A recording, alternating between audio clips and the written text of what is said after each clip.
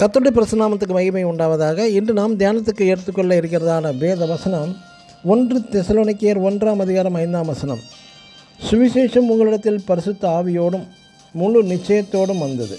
ஆமென். பரிசுத்தாவின் வல்லமை என்பது உடலிலும் உணர்ச்சியிலும் அதிர்வலைகள் அசைவுகளையும் பரவச நிலையிலும் ஏற்படுத்தி போவதில்லை.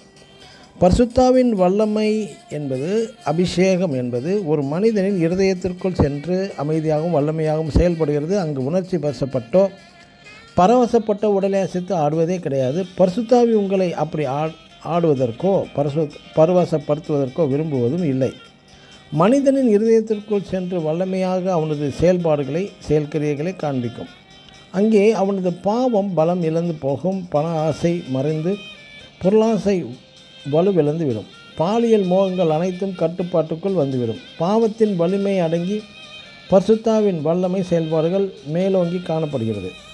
இன்று பலருக்கு பரிசுத்தாவியின் வல்லமையின் அந்த அனுபவம் அறியப்படாமலே போகிறது. ஏதோ ஒரு முறை உடலை அசைத்து துள்ளி குதித்து உருளுதலை பரிசுத்தாவின் அனுபவம், பரிசுத்தாவின் வல்லமை என்று தவறாக போதிக்கப்பட்டு வருகிறது. ஒரு மது அருந்தியவன் அந்த மதுபான பிரியரில் பெரிய உற்சாகத்தையும் காண்கிறான். உடனே அந்த அதிக ஆற்றல் வந்து விட்டதாக அவன் நினைக்கிறான். ஆனால் அது போலியானது என்று யாவருமே அறிவர். ஆனால் பால், சத்து உணவுகள், கறி, மீன் போன்ற நல்ல சத்து உணவுகளை உட்கொண்டவர்கள் தனக்கு ஒருவித விசேஷ ஆற்றல் வந்துவிட்டதாக, சக்தி வந்துவிட்டதாக யாரிடமும் போய் சொல்ல மாட்டார்கள், காட்டவும் மாட்டார்கள். தங்களுக்கு ஆரோக்கியமும் புத்துணர்வும் பலமும் உருவாகிறதை அமைதியாகவே உணர்கிறார்கள். எனக்கு அன்பானவருடைய பிள்ளைகளை, பரிசுத்தாவின் கிரியை என்பது ஒரு விசுவாசத்தை தொடர்புடையது. அவன் விசுவாசித்து தேவ வசனத்தை கர்த்தரின் தனக்குள் ஏற்றுக்கொண்டவன் அமைதியாக பரிசுத்தாவை பெற்று தன்னிடம் காணப்படும் தவறான வழிகள், பாவ சிற்றின்பங்கள், பணம், பொருள் ஆசையை விற்று விடுகிறான்.